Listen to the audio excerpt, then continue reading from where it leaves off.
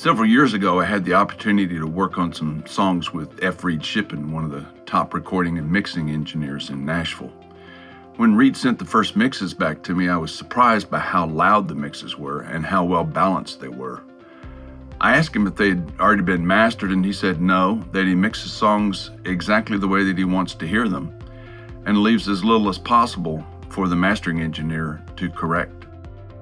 Along the way, I had the opportunity to study Reed Shippen's studio and learned that he was printing his mixes out through Analogue hardware, adding to the breadth and depth of his mixes. About the same time, 607 Audio in Nova Scotia alerted me to one of their new products, the 1602 MS Sumbox. I asked 607 Audio to ship me one of these devices, and that decision is without a doubt one of the best decisions that I've ever made for my studio. Today, every song that I mix goes through my Analogue chain. My clients frequently comment on how open and wide my mixes are, how clean the bottom end sounds, and how it all sounds perfectly glued together. Another adjective that I frequently hear is smooth. As Mark Daniel Nelson often reminds us, it's the last 5% that distinguishes a good mix from a great mix. Here's my Analogue chain today. It starts with the Sumbox from 607 Audio. I output 16 channels from whatever DAW I happen to be using. Sometimes it's Pro Tools, sometimes it's Logic. More commonly these days, it's Luna. All work equally well with this Analogue chain. The Sumbox has 16 input channels with the option of setting channels 1 through 8 into mono or stereo configurations. I almost always have channels 1 and 2 set to mono, and I send my bass and my kick outputs to 1 and 2 respectively. This sends both of those sounds right down the middle of the mix, just as you would expect. Then I typically send a stereo pair for the snare, a pair for the remaining drums, a pair for guitars, a pair for keys, a pair for background vocals, and a pair for the primary vocals. There are lots of different ways to use the Sumbox, with some engineers preferring to send their reverbs as a separate stereo set, which works equally as well. One of the most important features of the Sumbox is that the stereo output uses custom wound transformers, adding to the richness and depth of the final stereo mix. In my chain, that stereo output then feeds a pair of API-style EQs, also from 607 Audio, the 462 EQs. Those EQs also have custom wound transformers on the output, adding even more richness and depth.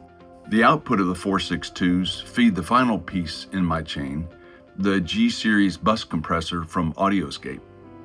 Interestingly, the bus compressor does not use transformers, but instead uses a quad VCA compressor designed to provide the silky smooth and forward-sounding compression made famous by SSL.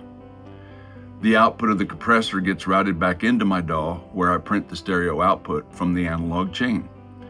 In the DAW, I typically add a bit more EQ sweetening, a clipper to catch the occasional rogue peak, and then a limiter that really doesn't do much other than add a bit more punch and provide some meters that let me see the levels of the final mix. Here's some examples of my work.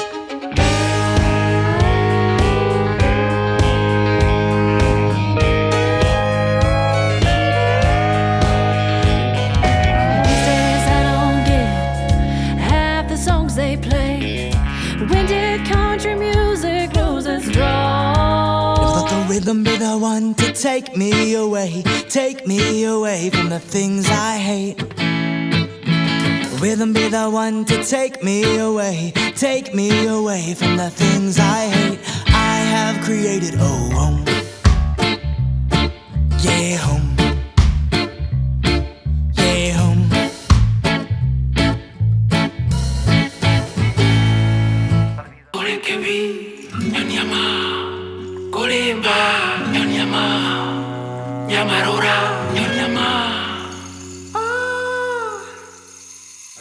Nyama mahenine nyonema maithoine monema maithoine monema